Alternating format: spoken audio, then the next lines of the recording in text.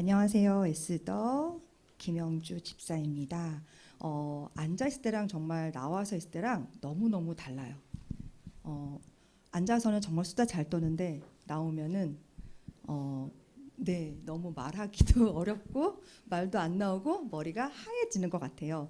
나름 그래도 저도 좀 말로 일하고 말로 하는 사람인데 나오는 건 참 너무 부담스럽고 항상 힘이 든 것 같습니다.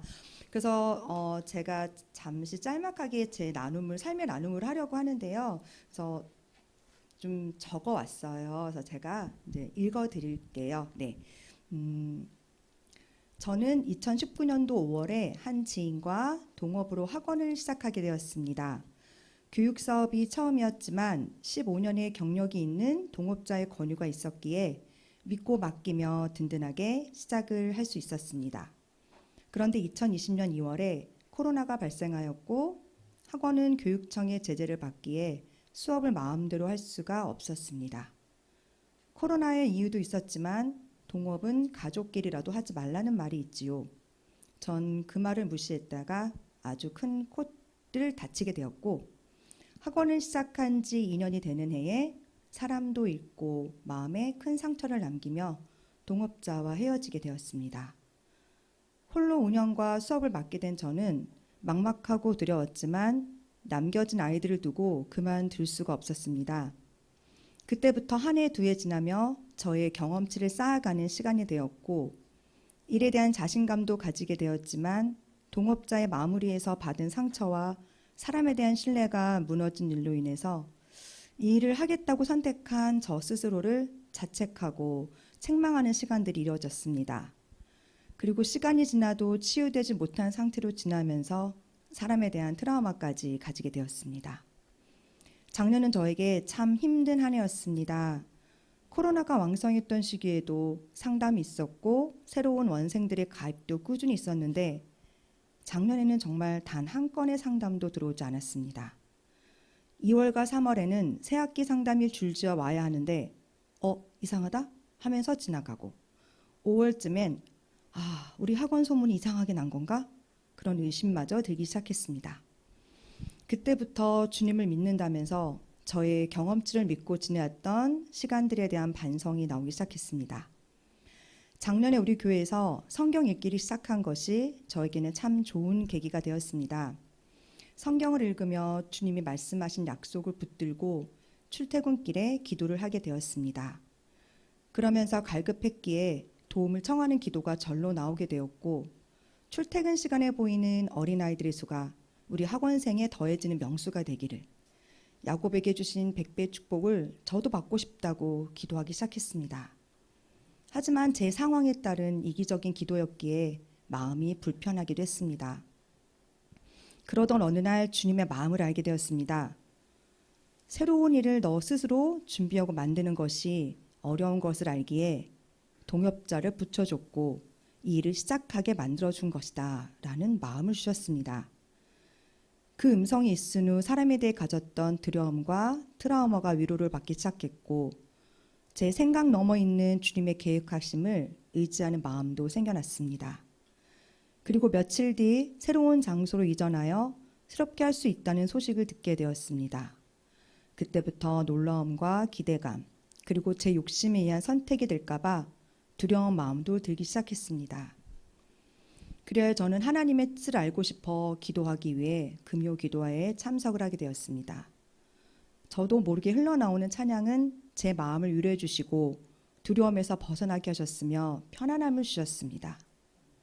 내 연약함도 내겐 큼이라 조금 느린 듯해도 기다려주겠니 조금 더딘 듯해도 믿어줄 수 있니 내가 가는 그 길 절대 헛되지 않으니 나와 함께 가자. 앞이 보이지 않아도 나아가 주겠니? 이해되지 않아도 살아내 주겠니? 너의 눈물의 기도 잊지 않고 있으니 나의 열심으로 이루리라. 내 생각보다 내 계획보다 더 좋은 것을 주시는 주님, 내 기도보다 내 소망보다 더 좋은 것을 주시는 주님, 가장 좋은 길로 날 인도하시네. 아멘. 어리석고 연약하여 기도를 하면서도 주님의 약속을 기다리지 못하고 재촉과 투정과 원망이 늘 앞섰음을 고백합니다. 주님의 부르심에는 실수가 없으시고 저를 향한 계획을 믿지 못한 믿음이 없었음을 고백합니다. 그럼에도 말씀과 찬양을 통해 저의 마음을 위로하시고 힘주시고 평안케 하시는 주님을 찬양합니다. 끝없는 터널 속을 지나는 것처럼 나에게 주어진 고난이 언제 끝날지 모르지만 그 시간이 지난 후에 그 고난이 저를 성장시켰음을 알게 하시니 감사합니다. 고난의 시간에도 실족하지 말 것과 좋은 일 앞에서도 겸손을 알게 하시니 또한 감사합니다. 묵묵히 저의 기도를 들으셨고 주님의 계획 속에 제가 있음을 감사함으로 고백합니다. 제가 힘들어하는 시간 동안 주님은 준비하셨고 주님의 때에 톱니바퀴가 맞물려 돌아가듯 모든 일들이 때에 따라 진행되게 하는 것을 보여주셨습니다. 그리하여 저희 가정은 내일 이사를 가고 새로운 곳에서 저는 공부방을 시작합니다. 지난 주말 학원짐을 정리하면서 목사님, 사모님, 박권사님, 구집사님, 동주와 민재의 손길이 없었다면 어쩔 뻔했을까 싶습니다. 힘든 일을 알면서도 사랑의 손길로 도움을 주셔서 정말 감사드립니다. 예신 공동체의 사랑을 느끼는 시간이 되었습니다. 우리 모두에게는 주님의 계획하심과 부르심이 있습니다. 연약하여 넘어질지라도 늘 믿음으로 다시 일어서는 예순 성도님이 되시기를 기도하겠습니다. 기도 중에 저희 가정이 기억나실 때마다 어제보다 나은 오늘, 오늘보다 나은 내일의 믿음의 성장이 있기를 기도해 주세요.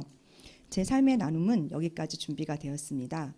근데 너무 신기한 게요. 제가 이걸 주중에 썼어요. 이사 준비하느라고 사실 정신도 없었고 학원도 준비를 해야 되고 집도 정리를 해야 되고 그리고 수업도 마지막 주까지 거의 꽉 차 있었기 때문에 사실 너무 마음의 여유가 없었지만 네, 주간 예배 드리는 거에 네, 아멘하고 제 삶을 나누겠다고 했는데 신기하게 제가 은혜 받고 제가 자꾸 모르게 흥얼거렸던 나왔던 찬양들을 제가 아까 가사에 적었는데 아침 오전 예배 시간에 같은 찬양이 나오는 거예요. 그래서 우리 하나님은 참 너무 놀라우신 분이다라는 생각이 들었습니다.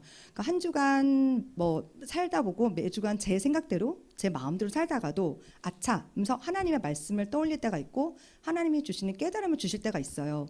근데 신기한 게 그 주에 주일날 목사님의 말씀에 또 그 말씀이 나오더라고요.